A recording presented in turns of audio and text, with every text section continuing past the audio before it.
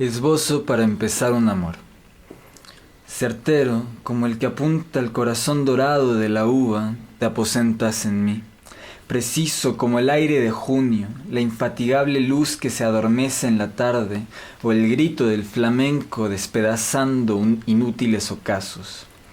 Por ti salgo a encender la pira de los sueños y a cosechar gardenias imposibles, y las prendo a un pedazo de tronco fugitivo, testimonio de ofrenda para el viento, guerrero hecho de vidrio por el que se despeina lánguidamente el árbol de un crepúsculo enfermo.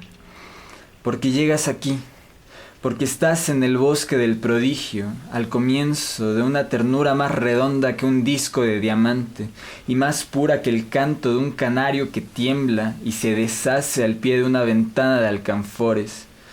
Por eso, amigo mío, voy a pulir mis manos en tu rostro, porque estás aquí, en ti yo creo, y creo en la llamarada de la tierra y en el fulgor de un lago que te escucha y se hace cada vez más transparente.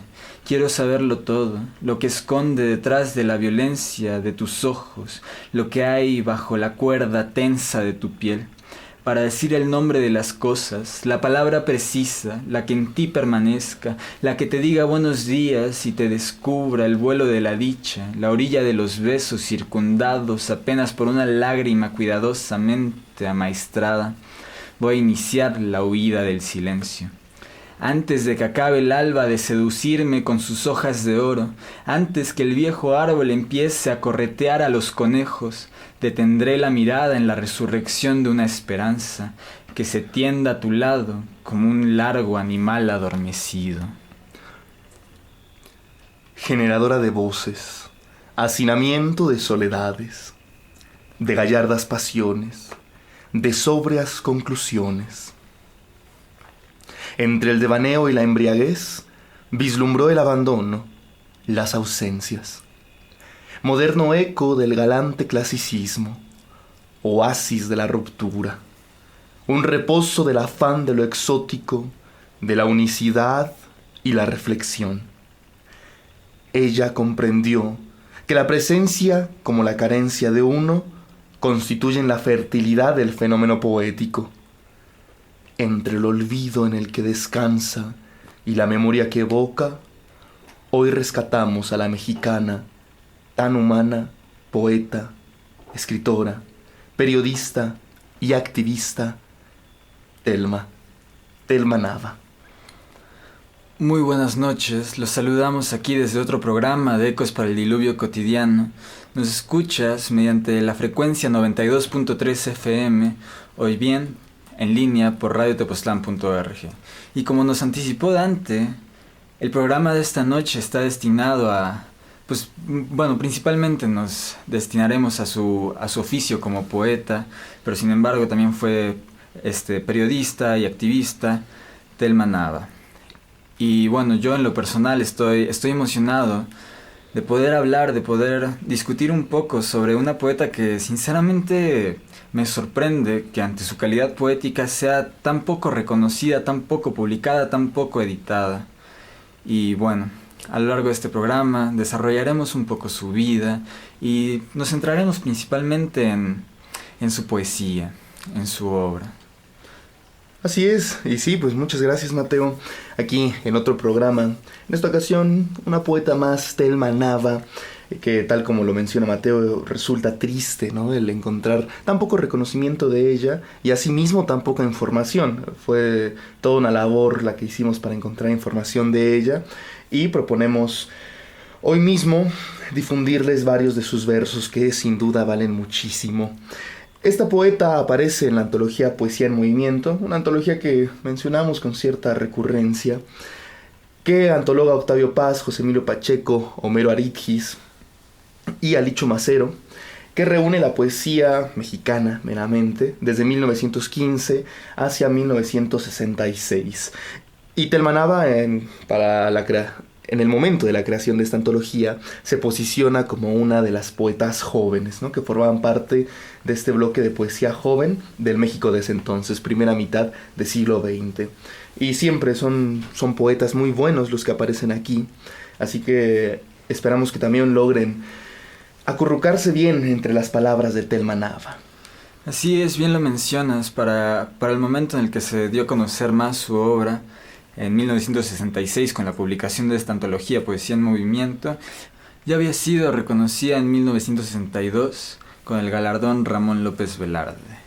Sin embargo, hablaremos más de sus premios, de su, sin duda, pobre reconocimiento literario dentro de la academia,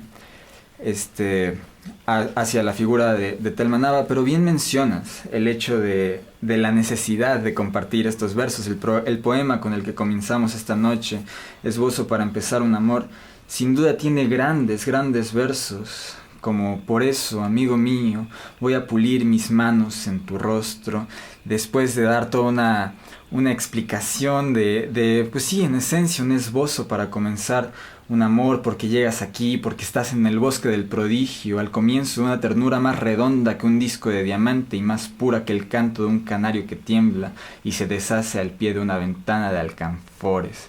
Sin duda necesitamos, ante la poca edición de esta poeta, hablar, difundir un poco de sus versos e intentar hacer un esfuerzo por el reconocimiento poético de una poeta que, si bien no ha sido muy reconocida, yo sí puedo notar su influencia en la poesía mexicana, en nuestra contemporaneidad.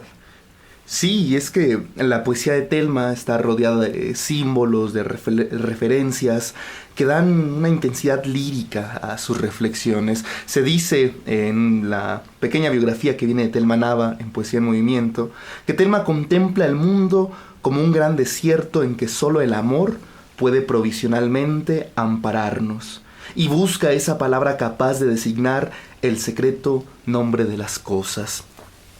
Nos encontraremos ante una poesía muy humana, no una poesía femenina. Ella, textualmente en varias entrevistas, solía decir que no hacía poesía femenina, sino poesía en general, poesía humana. Espero que podamos indagar un poco más de esta misma reflexión, pero sin duda enarbola todo el género humano. Para leer a Thelma es necesario que los inmaculados ojos resbalen entre las palabras. Ella lo propone en un poema: tus ojos, déjalos caer, resbálalos por la pendiente del alma, para que solo de lo necesario se den cuenta. Así es, y justo me parece muy interesante esto que rescatas, esta cita que tiene una de sus contadas entrevistas, pues en la cual se distancia de este término que la crítica tradicionalmente le ha dado de una poesía femenina, y no, efectivamente es una poesía tan humana, y me parece muy interesante porque es una poética que gira tanto al amor como con la memoria, y a su vez tiene una capacidad impresionante de tornar lo cotidiano, lo más regular, en un territorio poético, donde tantos sentimientos como experiencias humanas se pueden transformar en imágenes de una fuerza poética expansiva, así como expresiva. Bien, muchas gracias. Pues, para dar el cierre de esta primera pausa, vamos a proceder leyendo dos poemas de Thelma Nava. Como ustedes saben, y lo he dicho varias ocasiones, creo que la mejor manera de conocer a un poeta y a todo escritor es a través de sus propios textos, de sus propios versos. Así que Mateo nos deleitará ahora mismo con uno de sus poemas más famosos, que más tarde tendremos oportunidad de indagar en ellos. Por favor. Así es, el poema se titula Colibrí 50, el homónimo de una de sus antologías más celebradas. Y cito: a Edmundo Valadez. 1. No transcurre el tiempo cuando la soledad del hombre está desierta. Los actos cotidianos nos sitian, estrellas como estatuas apagadas velan nuestro silencio. ¿Acaso el roce de la música suscita un movimiento, un gesto, un pequeño deseo? 2. El aire quema en ocasiones, nos sofoca su aliento bestial en los oídos y entramos en el sueño. Campanada luces, mar sin escalas, pescado de colores que se tragó pequeños peces, por hambriento, por sediento. Y luego las horas vacías, las sin alcohol, sin amor, sin música. ¿Dónde estás, colibrí fatigado, que te has quedado mudo? Habrá que comprar otro y otro y otro. Los cigarros se alargan, se acortan, terminados, interminables. 3. Otra vez somos buenos y sensatos y amorosos. El hechizo se ha roto. Empieza el movimiento. Ahora leo Petrópolis bajo la niebla. Porque no era válido salir a buscar el fuego del mar, detuvimos los pasos frente a la tarde campana, llamando, golpeando a las puertas de la ciudad abierta, que aguardaba nuestra llegada en su vaivén de niebla. El sol, deshecho del día, atravesaba las palabras del descubrimiento, de las primeras hortenizas, en la ciudad sin prisa, donde todos los relojes parecían dejar su marca inmóvil, mientras el emperador perdía súbitamente su corona en el castillo. Bajo el cielo, amor, bandera abierta, buscábamos una señal desnuda como el rostro del amor, como el amor que se desnuda en las mañanas del amor. Lejos de la bahía regresaban los pájaros, sorpresivamente, como vuelve la forma del poema a los labios del poeta.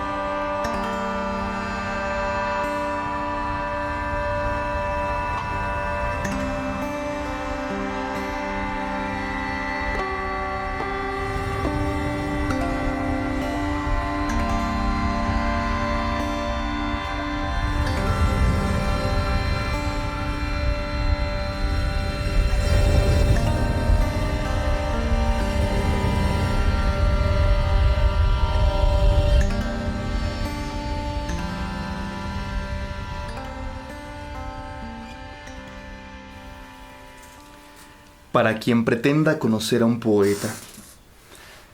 Es difícil conocer el corazón de un poeta.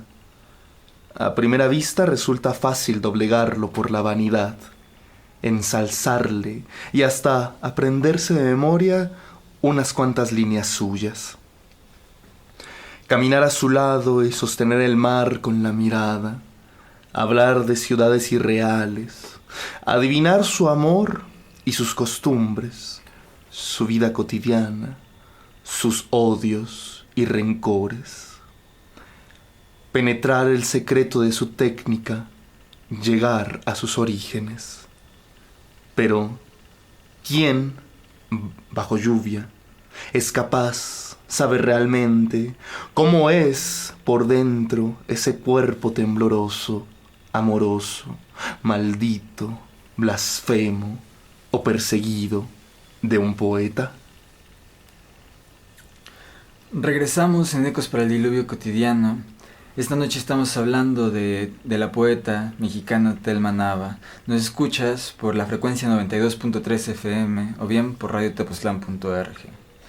Y para este fragmento del programa vamos a platicar un poco de su biografía, y por eso pienso que queda muy bien este poema con el que nos introdujo Dante, para quien pretenda conocer a un poeta, un gran poema que nos habla de todo el rango dinámico que tiene verdaderamente el poeta en su complejidad, la persona, aquel creador de versos, y bueno.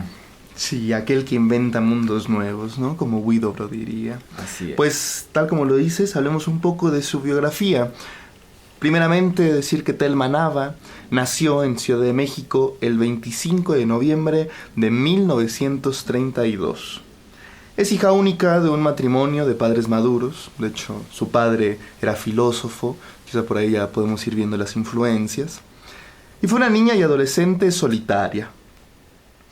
Su amor por las palabras fueron contribuyendo poco a poco varias lecturas, cuentos que su padre le leía cada noche, y también las montañas de libros que él llevaba a la casa y que ella, se dice, leía con mucha voracidad.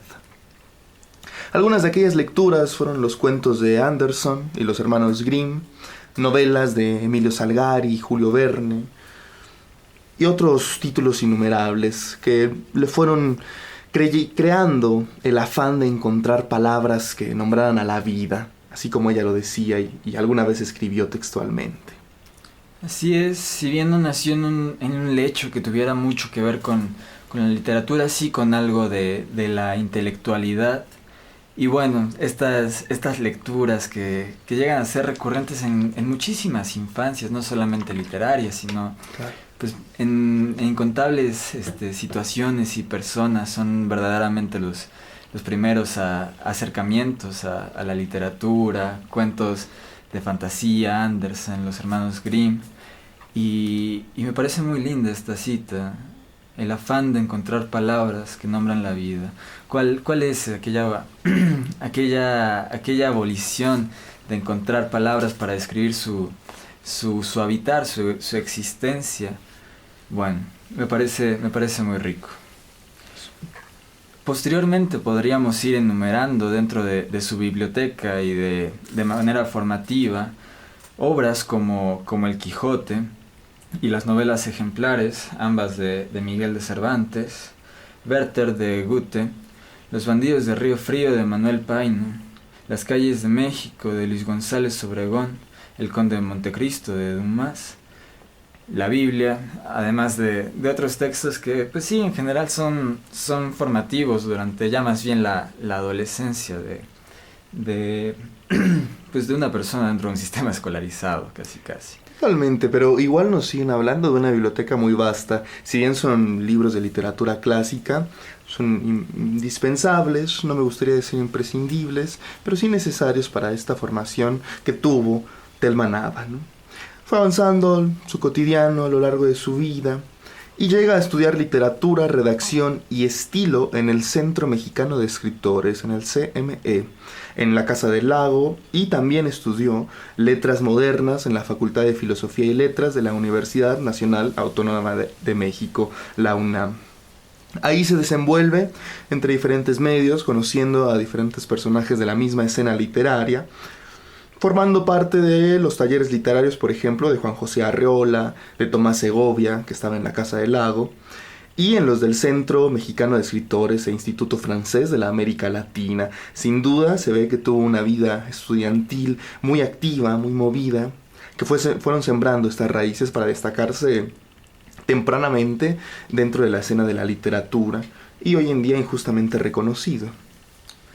Así es, entonces todo esto que vamos mencionando, pues sí, es sumamente trascendental para la gestación de una voz propia, de un estilo personal, y justo con esta idea con la que comenzamos de palabras que nombran la vida, podemos ir viendo algunos atisbos de esta peculiaridad de su estilo, que es el transformar el cotidiano en un elemento poético. Claro, sí. Los fenómenos que le suceden al humano urbano incluso, y bueno, posteriormente lo iremos viendo con otros poetas con los que se relacionó, de la urbanidad como un espacio fértil también para la poesía, y es una ruptura también con los poetas que le suceden un poco, que más bien La Espiga Amotinada, poetas como La generación del taller. sí, sí, No, pero posteriormente como Bañuelos de La Espiga, sí, La Espiga. que Heraclio Cepeda, que de hecho fue conocido. Cepeda, Óscar Oliva, que se enfocan más en la naturaleza, Sí. en un desprecio por la urbanidad. No, Telma Nava encuentra un espacio fértil dentro de lo urbano. Sí, hubiéramos agregado a la sinonimia del inicio algo como malabarista de las imágenes, porque tal como lo dices, son recurrentes las imágenes de un cotidiano, no diríamos imágenes sencillas, quizá conceptos sencillos que en ese ordenamiento en específico con el que Telma Nava juega, se forman imágenes riquísimas. Toda esta proximidad con los grandes literatos y literatas la fue formando, ¿no? Teniendo poemas hoy en día increíbles. Bueno, avanzando un poco en su biografía, después de sus estudios, fue directora de Editorial Patria Grande y de Pájaro Cascabel, trabajadora del Programa Cultural del ISSSTE, cofundadora de El Riliete, miembro de los consejos de redacción de Manatí, Chilote y de la dirección colectiva de La Brújula en el Bolsillo. La lista es un poco larga, intentaremos poner los más importantes, porque por ejemplo también fue editora de la sección Escaparate del periódico El Día, colaboró en publicaciones como Cuadernos de Viento, los suplementos El Búho, La Cultura en el Gallo Ilustrado, El Cocodrilo Poeta, que bueno, son un conjunto de libros que editaba Efraín Huerta, el poeta cocodrilo, el gran cocodrilo le decían, del que ahorita mismo hablaremos, ya que fue con el que se casó y pasó el resto de su vida, Telma Nava.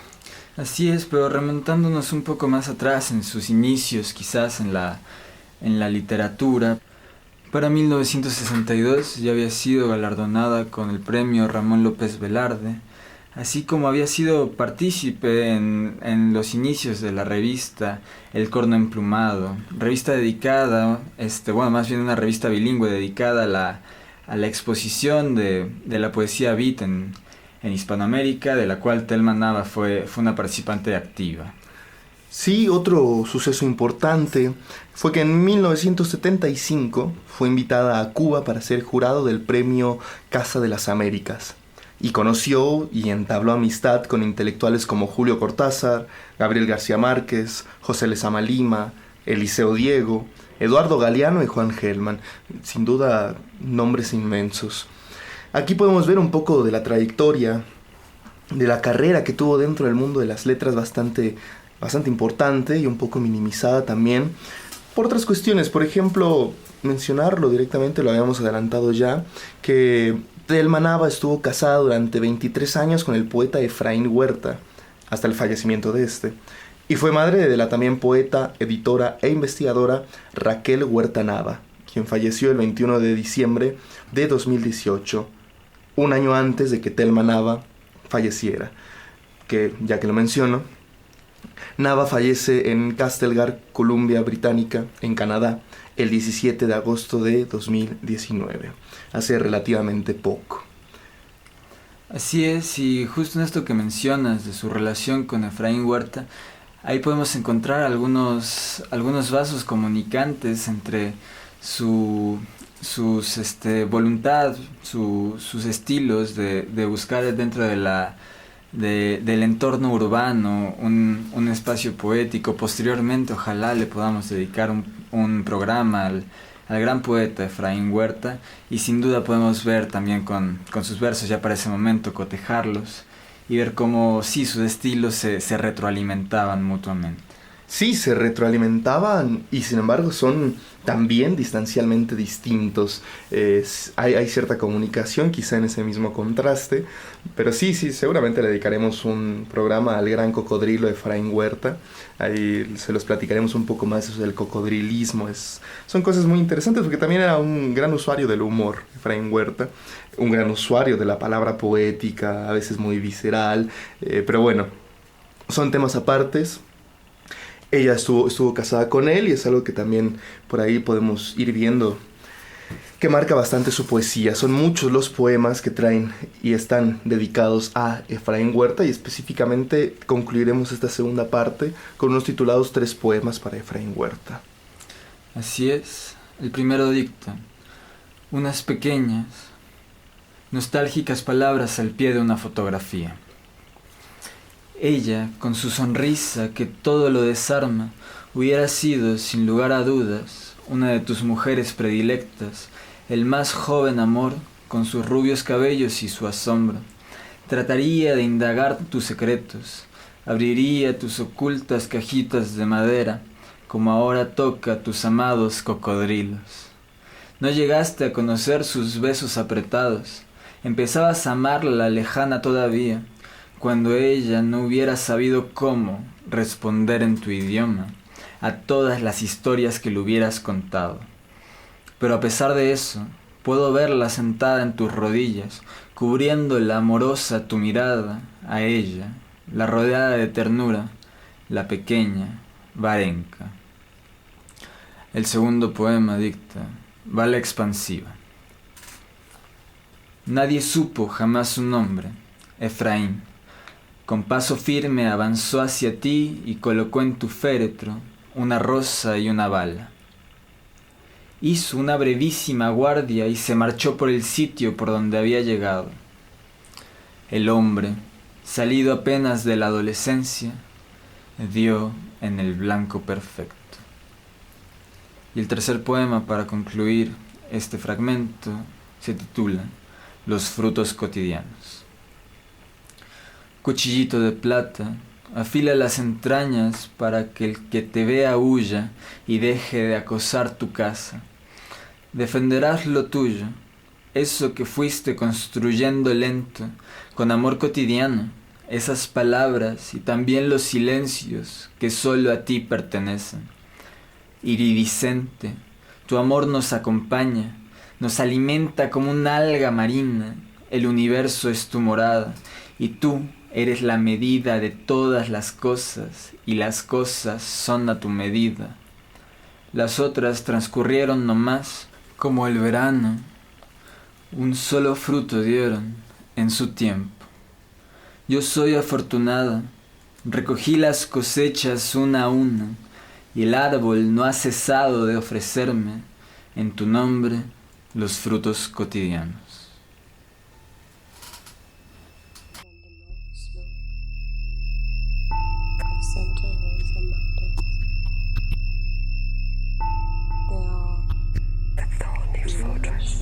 This is the story of a desert plant and harmony that has been the spiny network that covers this plant is one of nature's masterpiece. Visnaga or Visnaga to Mexican school or Visnaga to mature details and harmony. It is stick, barrel, or stone. In the fiction books, it is an ever-present source of water, the parched desert drought. This is the story of a Visnaga that has been made famous. Visnaga by misinformation. Visnaga.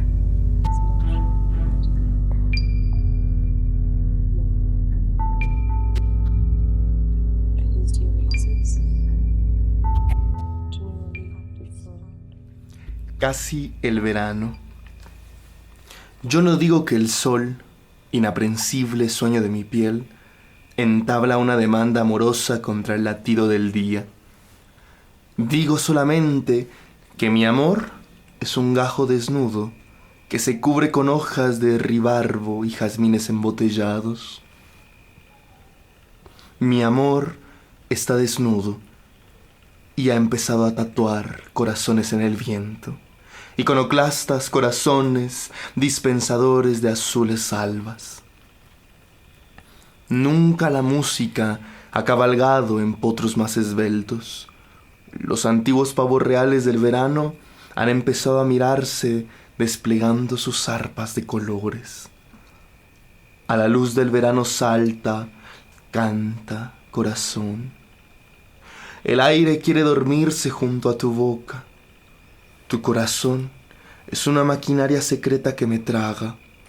La lluvia nos conduce de la mano hasta el pan tierno de su abrazo. A sus puertas estamos sobrecogidos y aromados. La mañana no quiere parecerse a ninguna.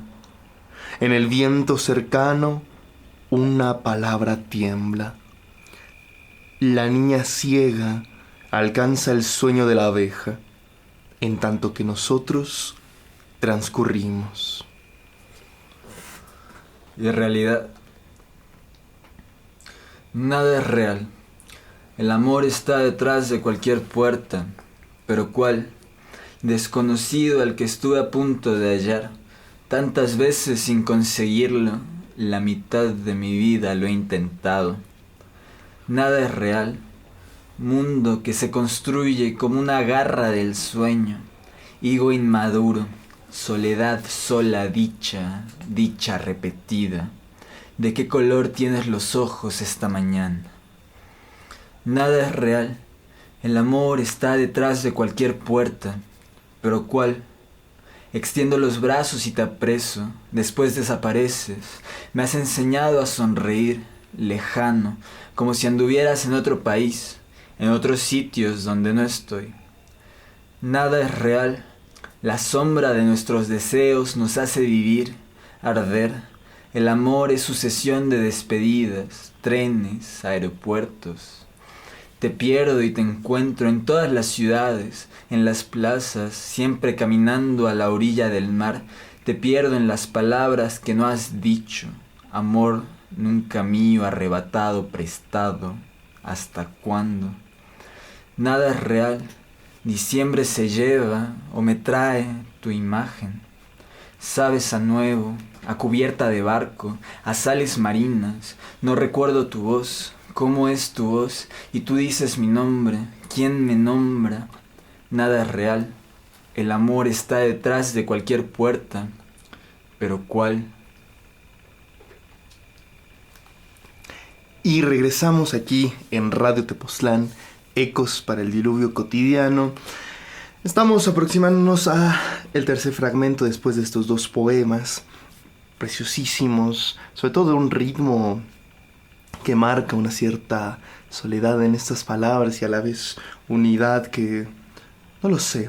Pero bueno, júzguenlo por ustedes mismos. Hablamos, como es habitual, un poco de la carrera literaria de Thelma Nava. Mencionábamos anteriormente que su primer escrito fue publicado de manera muy joven, y esto fue en 1957. Se titulaba Aquí te guardo yo. Más tarde publica un título que se llamaba La orfandad del sueño, publicado en 1964. Para esto me gustaría acotar una nota de Dionisio Morales, que mencionaba que La orfandad del sueño es una obra precozmente madura, escrita en un solo poema dividido en 7 cantos, marcada con luminosidad por el empleo de metáforas esplendentes que de ninguna manera desvirtúan o limitan el discurso amoroso, sino que lo consolidan abriéndolo a campos imaginativos más ricos. Cada canto es una lírica descripción de instantes sepultados en la orfandad, cuando la noche, otra noche, apresa en su oscura alianza los relámpagos vivos en los que el amor ha grabado su tiempo, ese tiempo que para los amantes no deja de ser eterno. Sobre todo pensando ahora sobre esta nota que nos compartes sobre la orfandad del sueño, sí diría que es muy apropiado hablar de la madurez de estos poemas. A veces parece inconcebible que una poeta tan joven haya podido escribir con esta lucidez, bien lo menciona, precozmente madura. Y si bien todavía no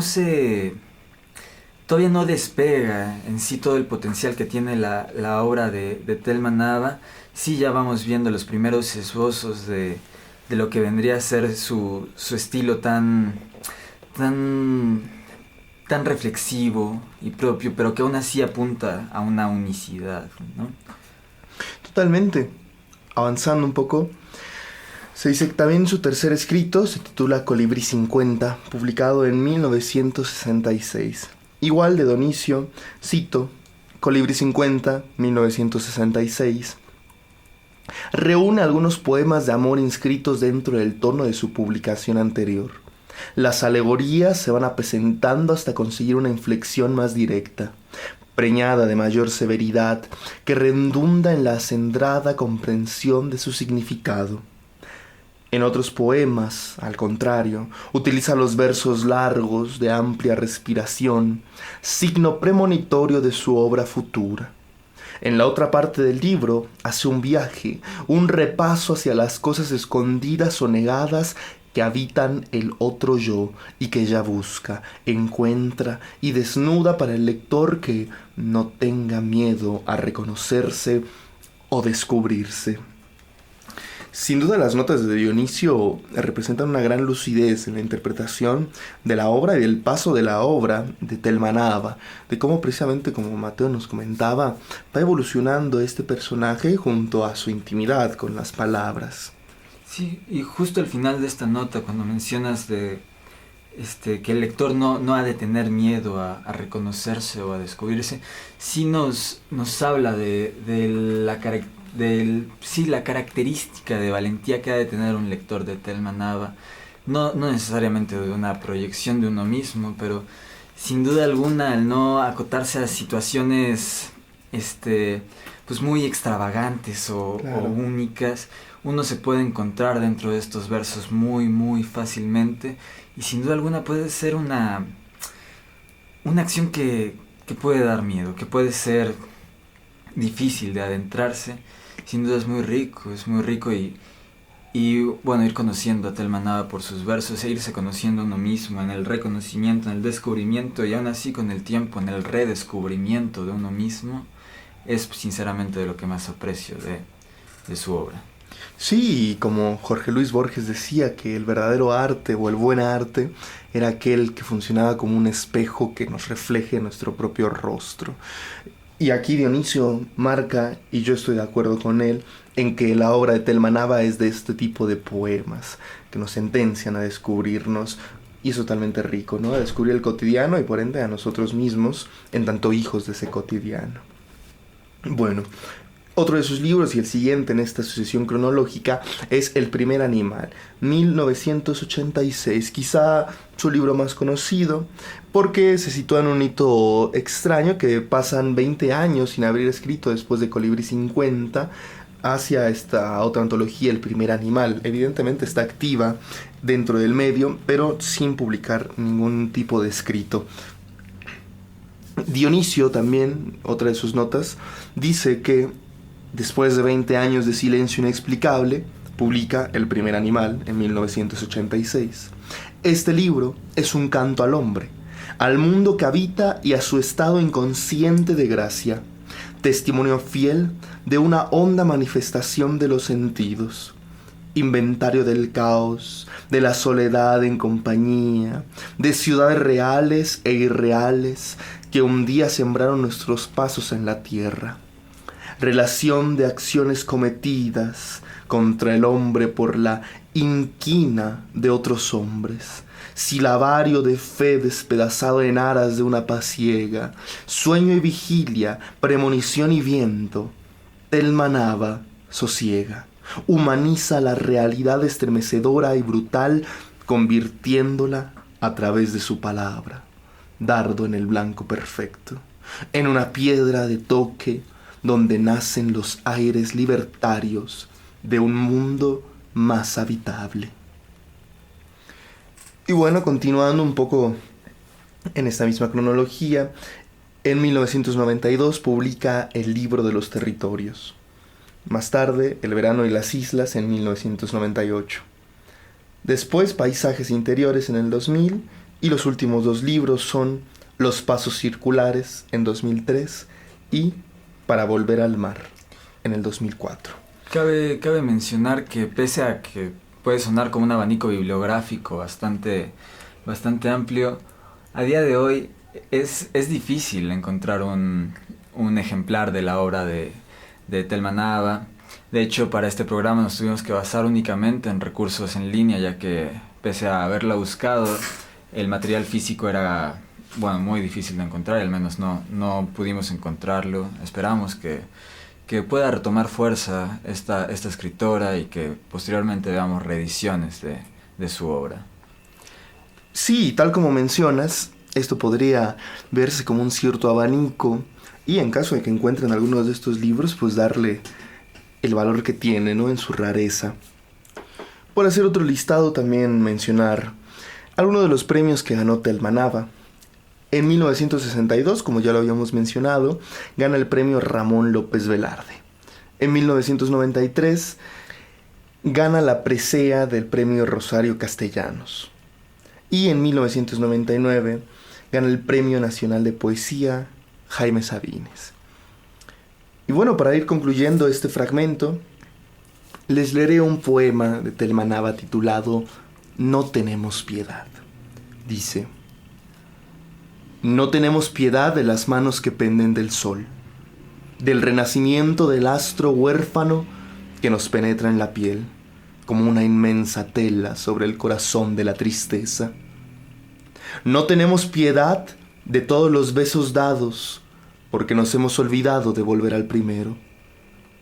No somos nuestros enemigos, y estamos en el umbral de los ángeles para encontrar de nuevo su sonrisa.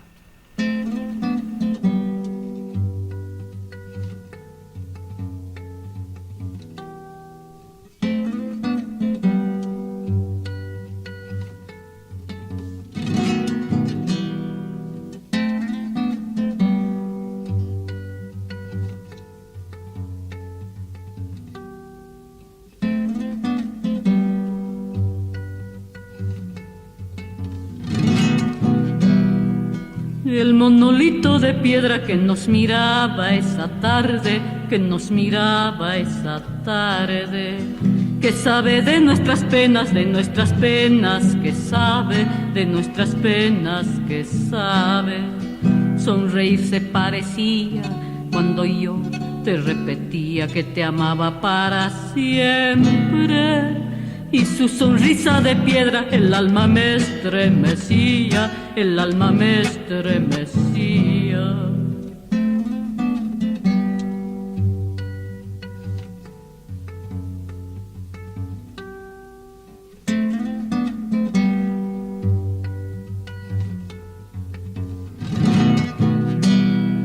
Él sabe de las verdades, pero no de los caminos, pero no de los caminos, de las verdades eternas que rigen nuestro destino, que rigen nuestro destino, pero que sabe de ausencias, que sabe de desengaños, que puede saber de olvido. Como nunca se ha movido el monolito de piedra, el monolito de piedra. Las señales. ¿Acaso era necesario decir que las señales del amor eran tan evidentes como el sello que llevaba en la frente el acusado, como la ola invisible lamiendo el ala de nuestro corazón? ¿Acaso necesitábamos preguntarnos qué era lo que nos acercaba y nos hacía rechazarnos, serpientes agonizando en nuestro propio laberinto? Todo nacía de madrugada, con la avidez del que espera uno y otro día. En silencio, la partida, la ruptura del círculo, el imposible beso de la figura de barro que nos llama. Todo nacía en verano, donde la realidad y el sueño se confunden, cogidos de la mano del absurdo, de lo que no es jamás regreso, de la siempre partida hacia otra parte. Día que aguardas el silencio de la luz construyéndote y llegas atónito ante las puertas que te fueron negadas. Y regresamos a Ecos para el Diluvio Cotidiano, ya para esta última, cuarta parte. Muchas gracias por leernos este poema, las señales de sus más importantes y personalmente de los que más me llaman de su poesía, este verso: día que aguardas el silencio de la luz construyéndote. Bueno, y para ir adelantando que, como cada programa que le dedicamos a un poeta, vamos a hablar de ciertos textos que resuenan personalmente con nosotros y pues los que principalmente queremos compartir con todos ustedes, con todos aquellos que nos estén escuchando. Y en esta ocasión, el texto que vamos a discutir es un poema muy corto titulado Ven. Ven, ayúdame a insertar mi corazón en la tapa de este libro, enciclopedia donde en cualquier momento puedo leerte, manual de fórmulas para ahuyentar la tristeza. Ven, ayúdame a olvidarte, a no seguir buscando la mirada que pusiste en mi rostro, cada minuto diferente. Ayúdame a olvidar nuestra hermosa soledad de animales en celo. Si tú me ayudas, te prometo no salir a buscarte en los espejos o en el fondo de la taza de té. Gracias, Mateo, por esta lectura. Bien, escogimos un poema. Es breve, pero creo que engloba bastante bien, aparte de ser hermoso, tener una melancolía lúgubre, engloba muy bien todas las imágenes con las que Thelma Nava constantemente está interactuando y también el cierto estilo y ritmo que quiere marcar. Esta imagen de los animales es bastante común, siento, dentro de la obra de Thelma. Incluso tiene este poema del que ya hablamos en la carrera literaria, El primer animal. Y aquí les da también un cierto tono muy humano, ¿no? Que termina siempre en estas mismas imágenes cotidianas que hablábamos. El final, ¿no? Es tan cotidiano que es triste. Te prometo no salir a buscarte en los espejos o en el fondo de la taza de té. ¿Qué más cotidiano que eso, no? ¿Qué más cotidiano que verse a uno mismo y quizá ignorarse y ver el fondo de la taza de té obligado, ¿no? Al cierto pensamiento, quizá buscando un dibujo como si se tratara de una taza de café? No lo sé.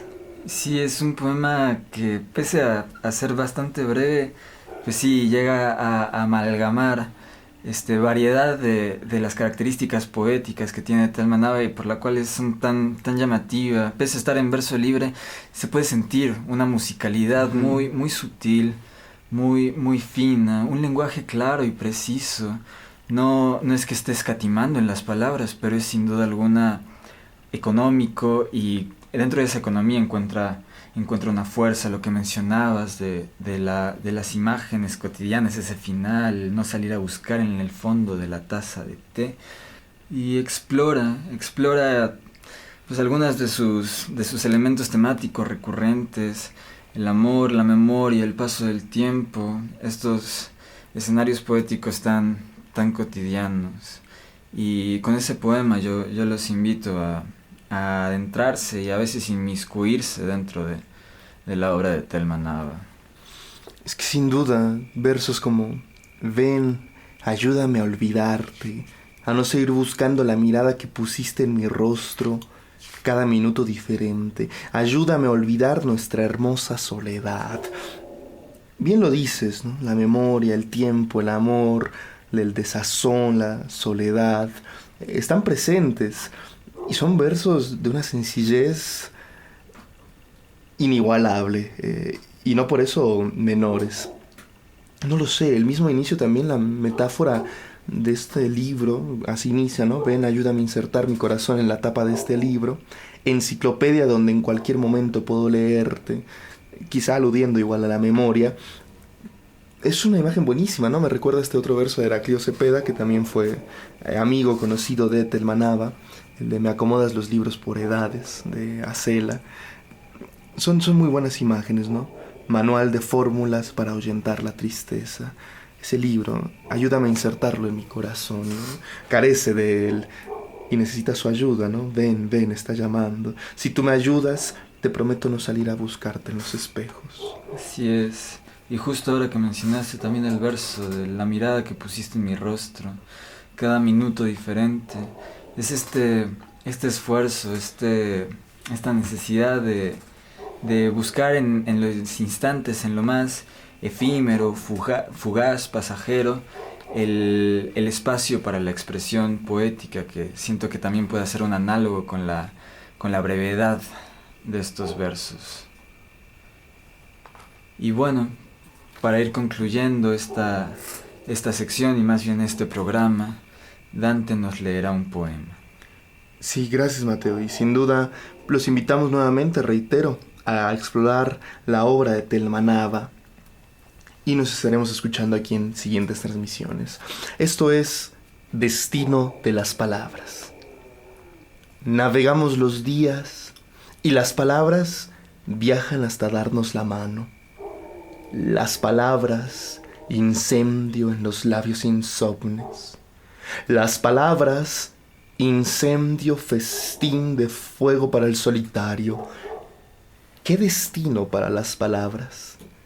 Se recomienza siempre y se vuelve a la palabra primitiva, la que ata y nos seduce, viva, temblorosa, cálida, como una mano en la espalda desnuda o la tibieza de un cuerpo no besado. Buenas noches. Buenas noches.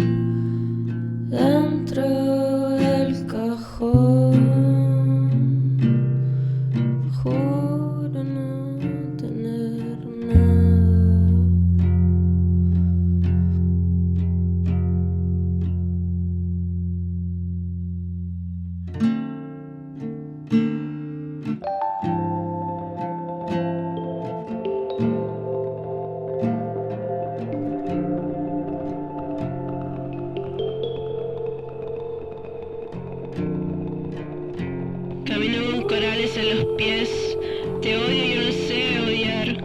Hiciste esto que es dependencia contemporánea, mi dolor pretérito pesa cada vez más.